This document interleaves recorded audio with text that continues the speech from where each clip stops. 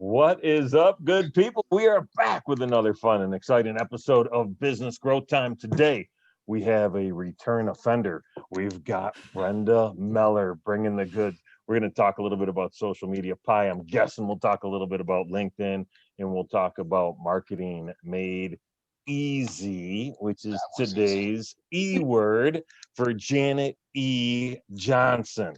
Why? Because, well, not because I've known her since high school. That was definitely not why.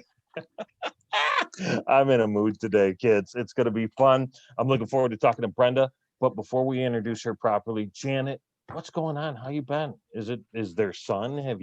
Is it warm? Is there melting? You guys are in a deep freeze for a We minute. have sun, yes, but we were cold, yes. And, not pretty similar to you guys, but I just don't leave my house. And we get our hot tub on Monday. So there you go. There you go. That's all I care about. Just need a hot tub to get through these winters. Will it be outside or will it be under a deck? Yeah, that's perfect.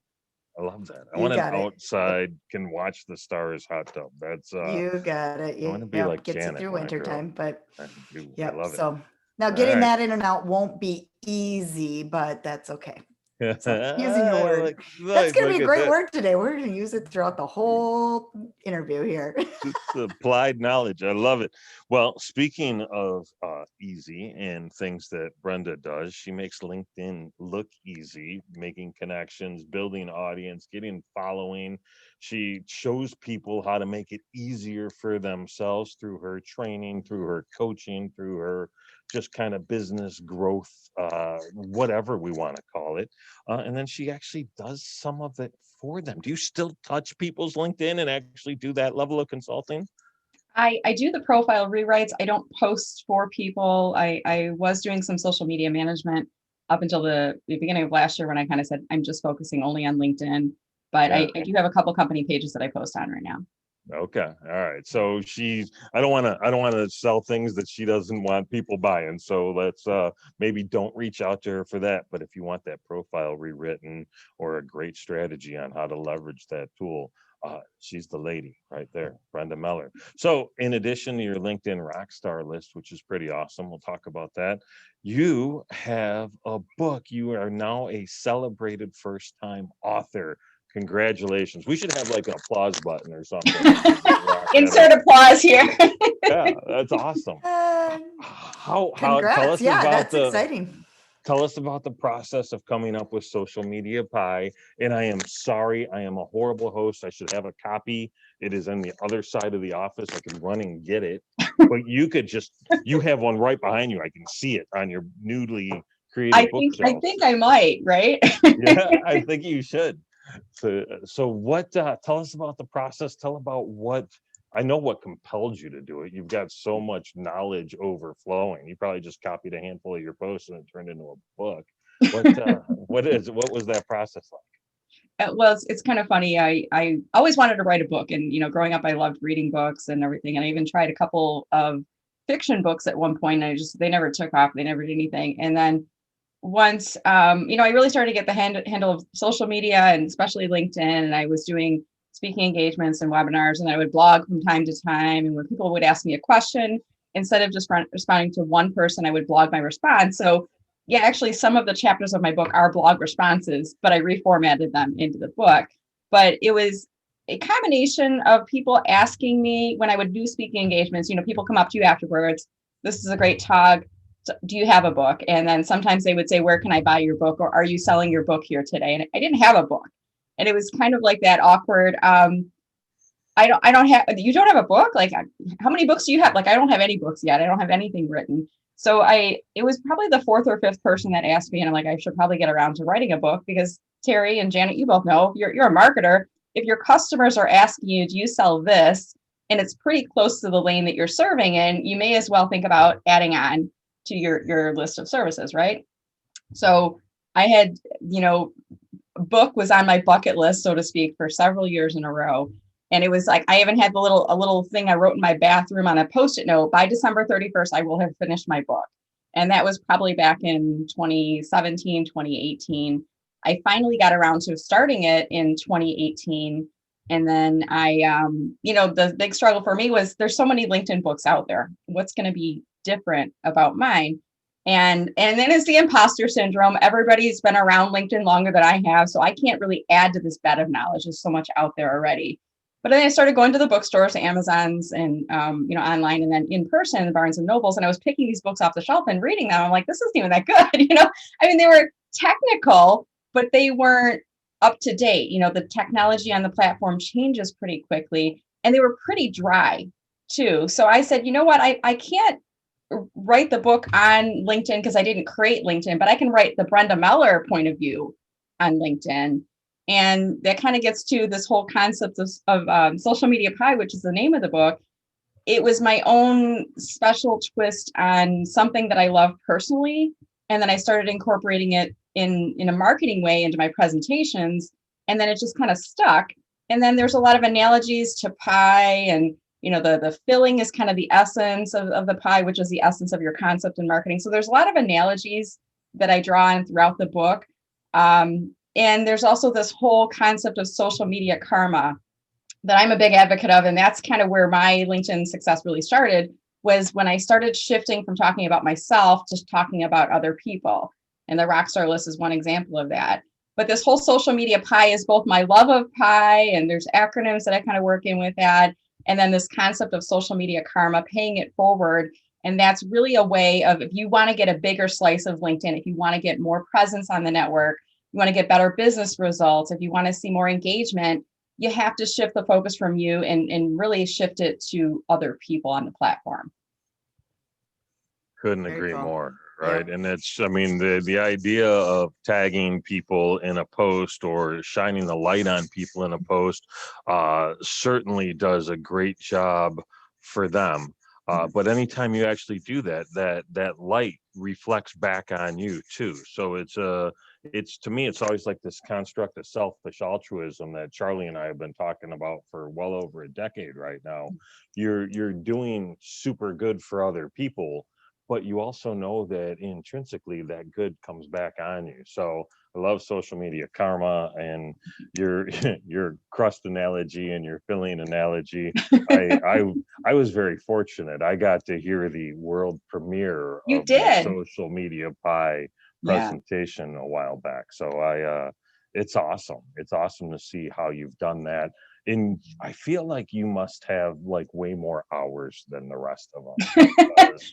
I cloned myself. I told you that, right? There's like 3 of me running around. That could be it. That could be it, because you're everywhere online, but back pre-pandemic, you were going to a ton of places and out and about a lot. And then you were building this Rockstar list, and you're putting this book together, and you've got 2 kids and a husband that you seem to still like. And so there's all these really good things going on. I'm kidding. They've got a great relationship. Chris knows. Chris, her husband, knows. So yeah, it's been really wild and fun for me to watch you, kind of grow your wings, and then learn how to fly, and then soar, right? And so I'm enamored. Ooh, that would have been another good E word. Enamored. You just used it up. I've wasted them all in one episode. There's another one. Tell me about the Rockstar list, because I've seen it on LinkedIn. I'm not, as you two are avid LinkedIn users. Obviously, I'm not an avid LinkedIn user. But you're the Facebook lady. I mean, when I think of Facebook and Instagram, yep. So it's tough to do it all, but I'm on LinkedIn often, but not like you guys are. But I have seen that Rockstar list. And how does that work? And how does that work? Tell us about it.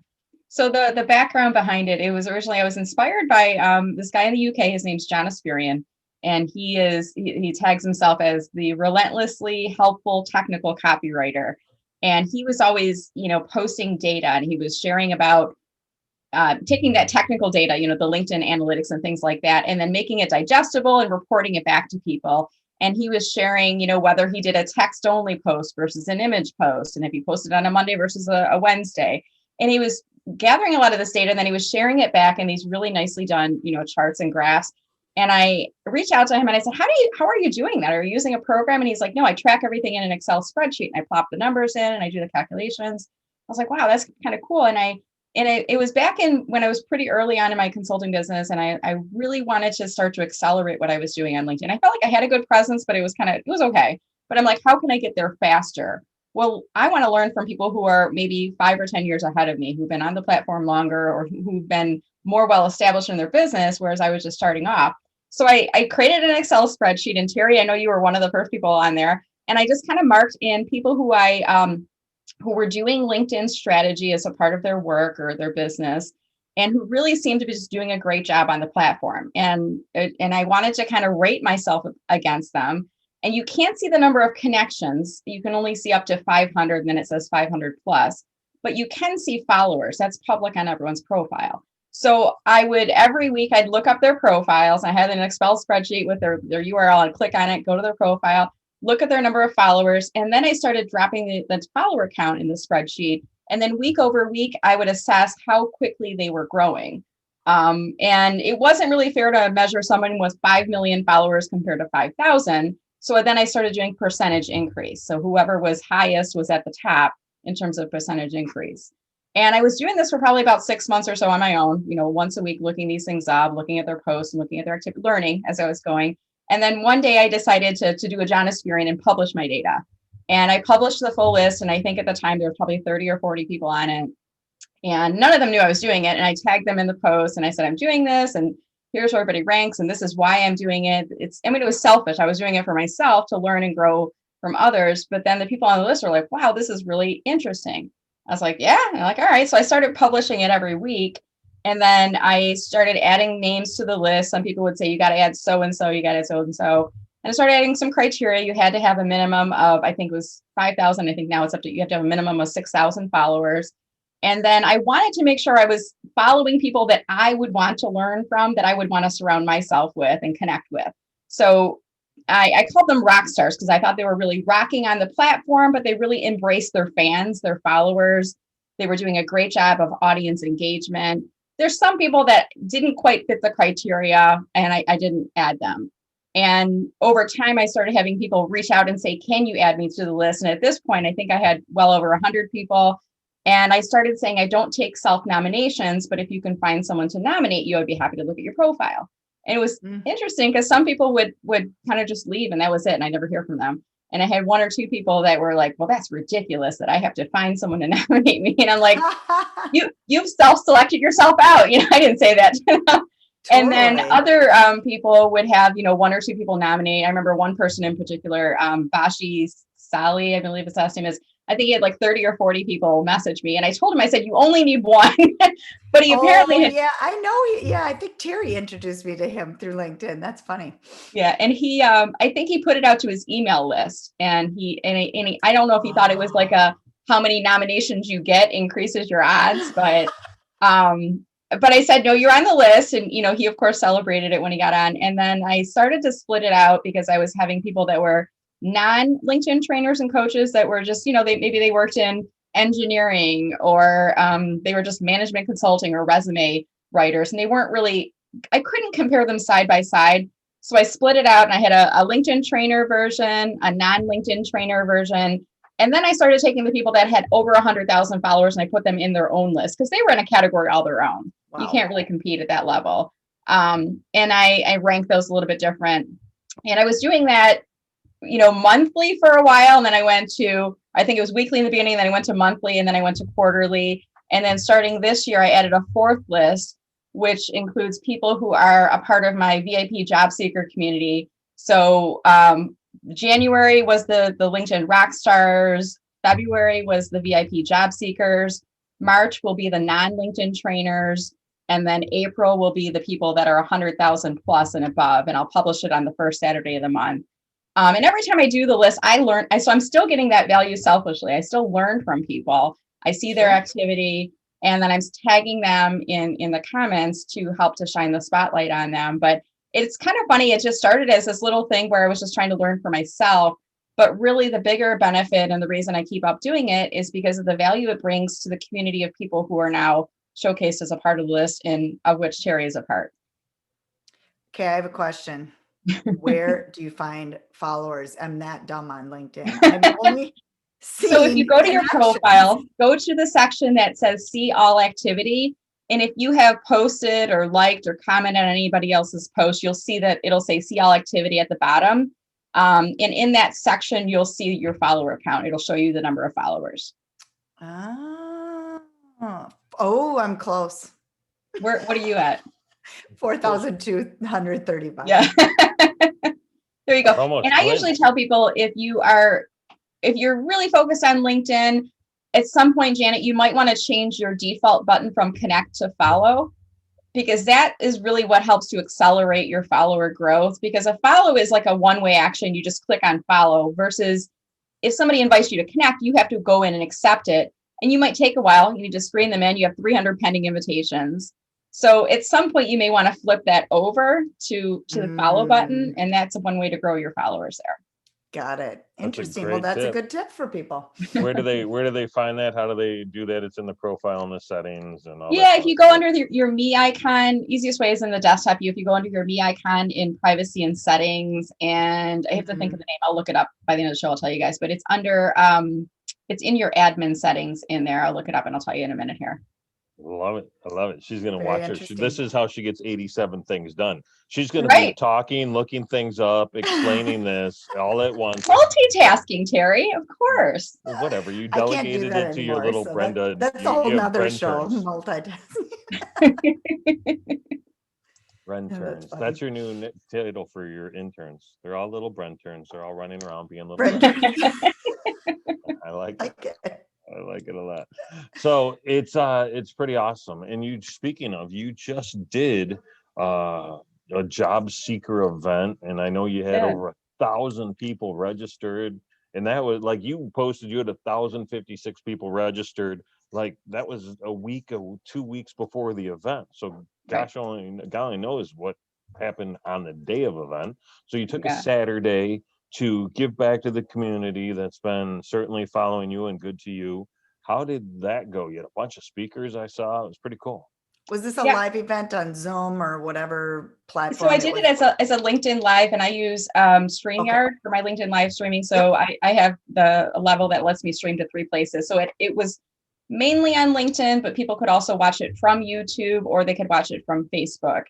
And it was like it was a Saturday morning in January. I was drinking my coffee and I got this burst of inspiration. And I've been doing some work over the past year, because the pandemic has kind of slowed everybody's business down. So I'm like, I don't want to like fade into the background, and I also want to help people. So I started doing these LinkedIn for Job Seekers webinars. And I mean, I'm not a career coach. I kind of dabble sometimes because I'm having conversations with people about their career, but I don't do resumes or any of that stuff. And I just felt like there's this group of people, and there's a growing group of people who are being displaced because of the pandemic. So I'm Saturday morning in January, I think I was actually putting together the Rockstar list, looking through these people's profiles, thinking I could put together an event on LinkedIn, and I'm going to do it on a Saturday because then I can reach people who are working but looking, as well as those that are unemployed. And I'm going to pull together speakers, experts in different areas. And I kind of put together a list of topics that I knew that people needed help in. So for example, job search over the age of 50 was one category. And then how to negotiate salary, if you're looking for a job during a pandemic. And there was other categories that I kept hearing themes coming up. And then I just posted on LinkedIn and I said, this is what I'm going to do. Here are the topics. Who would you suggest or nominate? And I had people that I knew reach out and raise their hand. And then I had other people that were sharing it along. And the January event I planned, it was a 6-hour event. And I think the speaker lineup filled up within the first week. And then the great thing is, because it was a LinkedIn event, they would share it with their network. So I really didn't do a whole lot of promotion. I really just set it up, tagged the speakers, created the event page. And then I think I posted like once or twice, but that was it. And it was just, I think the concept of bringing together different career experts from different categories, and people were so appreciative. The people that were unemployed in career transition, they were sharing it with all their friends and fellow job seekers. And so when I did it in January, the stream stopped at 4 hours, and I thought I broke LinkedIn. I was so excited. I'm like, oh no, it's done. And I had to restart the stream again. But then I found out from StreamYard that LinkedIn will only allow you to stream for 4 hours at a time. So at the end of the January event, I'm like, there's so much momentum here. I'm going to do this again in February. So the one I did this past weekend, I did a 4-hour event instead. and pulled together 30-minute sessions with, a variety of speakers. I had the night before, actually, Heather Coleman Boss was supposed to be a speaker, and she was under the weather, and she reached out to me pretty late in the day on Friday and said, I'm a little bit under the weather. I'm not sure what tomorrow morning's going to bring, just to let you know, in case you want to find someone. And I'm like, don't worry about it. I said, why don't you let me know by like 8 o'clock in the morning? It started at 10. And then I'm like, we were messaging. I said, Heather, why don't you let's just plan on not having you come. I'm going to find a backup speaker. When you're feeling better, I'll bring you back in. And by this time it was like probably 7, 8 o'clock at night. And I started messaging people. It was a topic about salary negotiation. So I'm like, I need someone to speak about this topic because people are looking for this. And, half the people responded, couldn't come. Half the people didn't respond. And then it was like 9 o'clock on a Friday night. My daughter and I do movie night every Friday. So we're sitting in front of the TV trying to get the movie. And she's like, are you ready? I'm like, yeah, I just need to do one quick thing. So I posted on LinkedIn and I told my kids what was going on. I said, I have this event tomorrow. 1,500 people are registered. One of my speakers backed out and I need to find someone. And my son, he's 16. He's like, are you worried? And I'm like, no. I go, actually, I'm not worried because I know someone will step forward. And I posted it at 9 o'clock at night. Told people I had a cancellation. I need someone who can speak about salary negotiation from, I don't know, it was like 11 to 11:30, something like that. Who do you know? And then I posted it and then we watched our movie. At the end of the movie, I pulled my LinkedIn back up and I had a bucket load of recommendations, tags, people messaging me, people emailing me saying I can come in. And at that point I had to pick and I ended up doing a panel. So I had 3 women who ended up coming in on that topic. And that's just, that right there is the power of your LinkedIn. And I kind of feel like I have been paying it forward so much to people over the years. Like I had no fear at all. I was like, I'm going to put it out there to the universe. Somebody is going to step forward. And they did. And that's the power of this whole social media karma concept. When you are paying it forward all the time, it's kind of like you're making deposits at the bank. And I had been investing and saving. And I've been doing this a lot. Like I've been putting a lot of money out there into my social media karma account. And I needed to take a draw and I had no fear at all. I was just like, it's going to happen. And it did. So it was an amazing event. And at any given time, I think we had around 300 people live. The total viewership, I think, was around 6,000 views by the end. And I clipped them out into YouTube videos. So there's really nice pass along video value with each of the sessions as well. Beautiful. Well done. That's very cool. And you do all that stuff yourself. You made the event page, you clip out the videos, you set all the people up, do all the math. Yeah, you're a machine. That is crazy. The summit, I'm doing a summit right now for Facebook ads right after this. And that's like a panel and it's all day today. Yeah. And so it sounds very similar, but yeah, they have a VA doing everything. Yeah. That's how I do it. Yeah. Well, I think it's, at some point it's like a control thing too. Because I came up the ranks through marketing and I know the way I want things to be done. And I know how to do it pretty quickly. And a lot of these things are just processes. I just kind of set up a process. I created a Google Doc and I sent it to the speakers and I said, fill in your information. So I didn't go through and find all their bios and clicks and links and stuff. They dropped it in there. So it's like, once you get a process in place, it's just a machine that just kind of runs itself. But, at some point, maybe I will grow a team, but I really love being an independent consultant. I do have one intern right now who works about 10 hours a week for me. Okay. And I've tried VAs and I just haven't been able to find someone that does things the way I want them done in a fast enough time manner at the budget point that I need to maintain my business. So for now, caffeine, I'm grabbing my Starbucks cup, caffeine and, surrounding myself with people who are able to pitch in and help from time to time. That's how you get it all done. That's awesome. That's cool. So the summit, does that help you then grow your bottom line email list? That's probably doing list. What's amazing to me is I help people with their launches a lot with Facebook ads, and you did 0 Facebook ads for this. Yeah, correct. Yeah, crazy. But it was a LinkedIn event too, Janet. So think about that. LinkedIn is a professional networking site. A lot of people incorrectly assume LinkedIn is only for job search. So they really use it only when they're looking for a job. And there's a whole group of people who weren't using LinkedIn at all. And then they were displaced because of the pandemic. And then they started ramping up. And then they're like, oh crap, I don't know how to use this. And I don't know how, I don't want to look like a fool by posting the wrong thing or doing the wrong thing. And there's really, unless you subscribe to LinkedIn Premium, you get access to LinkedIn Learning. There's really no resources on LinkedIn. You have to find them yourself. So I think people are hungry for information. about the topic. I mean, LinkedIn is a natural network to do a job seeker event.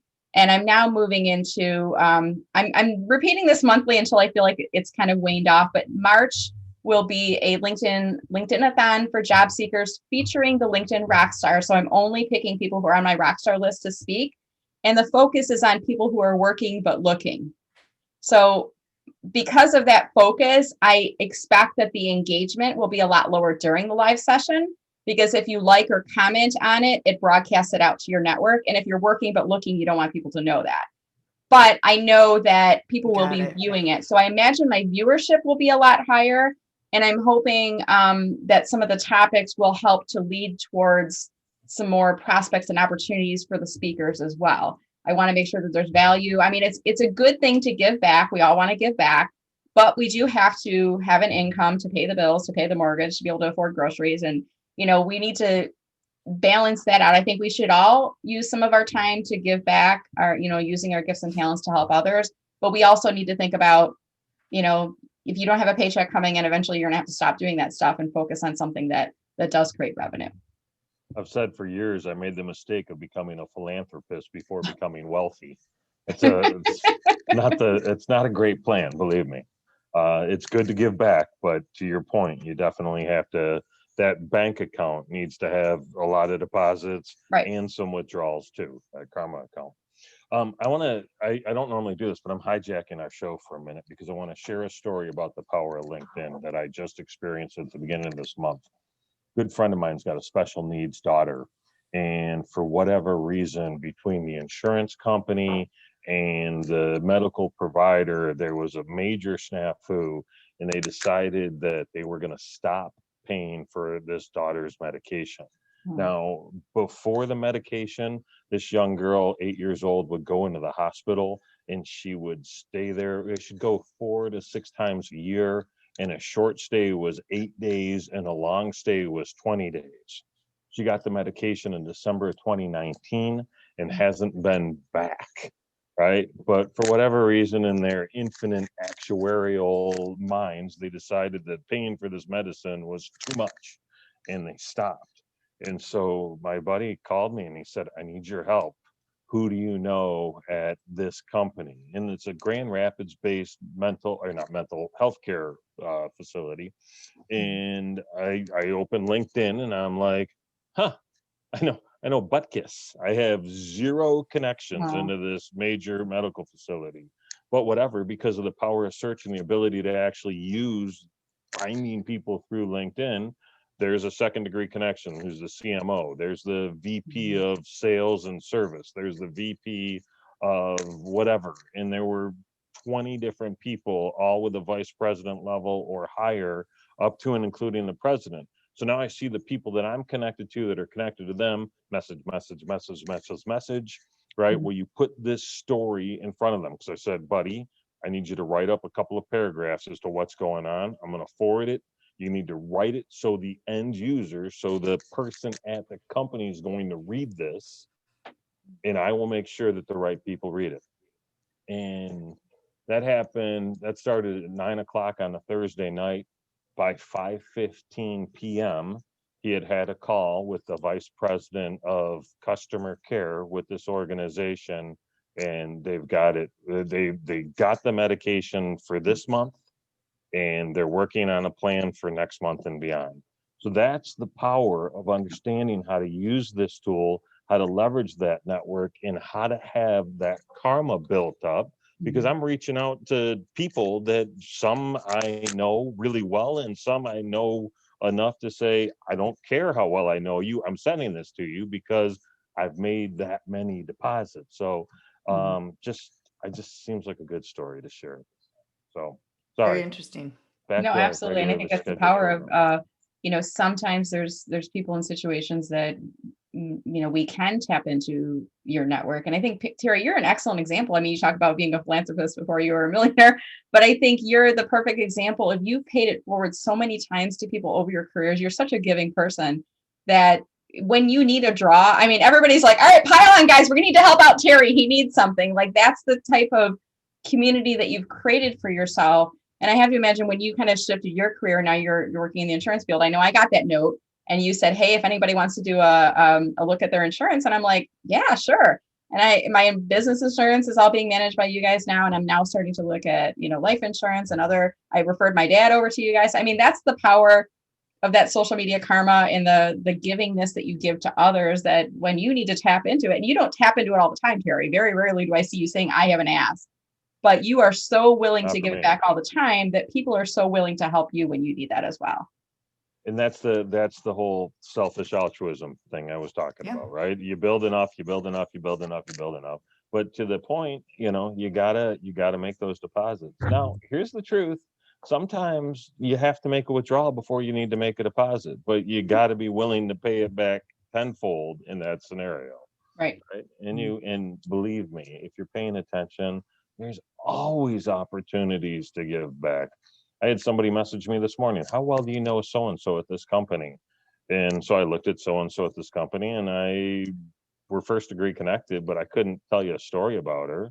But I sent a note that said, hey, my friend is asking about how well I know you, and she's looking for a position. She just applied with your company yesterday. Maybe you can take a look at her profile, and then you can tell me a story of how well we know each other, because I'd love to hear that right now. And that's the who cares, right? It's not my job to determine whether or not she wants to hear from her, right? It's my job to try and aid and abet and help other people do what they're trying to do. Connect the dots, right? LinkedIn is the interesting thing with this summit that I'm doing. They actually reached out to me through LinkedIn, and then their event is held within LinkedIn, but it's Facebook ads. Yep. Like makes total sense though at this point, right? And there's not a lot of people specializing in LinkedIn ads. Are you doing that at all for customers, Brenda, for clients? I have in the past, and it's, for me, it's not a core offering. I mean, when I was part of, working for an organization, I was managing LinkedIn ads on and off, and sometimes we'd have an agency do it, and sometimes we would do it. So I learned a lot, and we were spending a certain dollar amount, I think it was like over 25,000 per quarter. So it makes sense at that level. You gain a lot of knowledge by doing the ads, and it's much more expensive than Facebook. It's, usually at an enterprise level. And I've heard, it only makes sense if what you're selling is like 40 to 50,000 plus. It doesn't make sense if you're selling webinar ads or, event conference ads or things like that necessarily. So there's a guy out on LinkedIn, AJ Wilcox, brilliant. He's the go-to on our guy. show. Yeah. We interviewed him a long time ago. That's he's all like the specialized guy in that. Yep. Exactly. Yeah, he goes deep, and he's got an agency, and I have run ads in the past for clients. Occasionally I have them approach me and they say, we want to try a $500 or $1,500 campaign. I'm like, sure, I can do it for you. And, but it at some point it's like, there's so much work that goes into the management of that each month. And then there's also a deeper level of specialty that AJ and his team has. But I've even booked AJ for like an hour of his time just for consulting, where he would kind of look through the campaigns I've run, and he's given me great feedback, and he's helped me to manage, to reduce my client costs and improve the efficiency of the ads. So it's well worth it, whether you have him do the ads for you, or even if you just invest in having him to give some coaching for that process. I am curious on why LinkedIn wants to keep it so expensive. They just don't compete with Facebook, Google. They just don't compete. It's not the same for the ad side of things, not the rest, but it's interesting. There's a reason behind it. Well, here's what I think about that is, when you go onto LinkedIn, you're in like a mindset, like a business type of a mindset. You're in there either to look to sell, to connect with people, to do business with people, maybe to find a job or to hire somebody, but you're in like this business mindset. So it's kind of like going into LinkedIn is like going into work, going into the office at work, right? Versus Facebook is more like family and friends. It's kind of like your living room or your backyard. You're a little bit more relaxed. And when you see ads for businesses on Facebook, you tend to kind of tune them out because you're not in that same mindset. So it's like going into work, or like picking up a Wall Street Journal, or a business publication. You're in that business mindset where you're open and more receptive to business concepts, some of which may be advertisements that are served towards you. So when you're hit with an ad in Wall Street Journal, there's validity, right? Because it's associated with the Wall Street Journal name. It's the same thing on LinkedIn. When you see an ad running on LinkedIn, there's a little bit of baked in validity because it's running on this platform that's all professional. And you're also in that mindset that you might be a little bit more open and receptive to being reached with those business messages. And because of the fact that when we go into LinkedIn, we're going in as ourselves. So LinkedIn can gather data on our demographics, our age, our job title level, the geography that we're in, past companies, education, all that stuff. So I understand. I mean, it's a business model for them. They can't run this network for free, and they're mainly generating their revenue from ads, in addition to premium sales and sales navigator, and when people post jobs on the platform. Yeah. But to me, it makes sense. As a marketer, I'm like, yeah, there's a business mindset that you're reaching through people.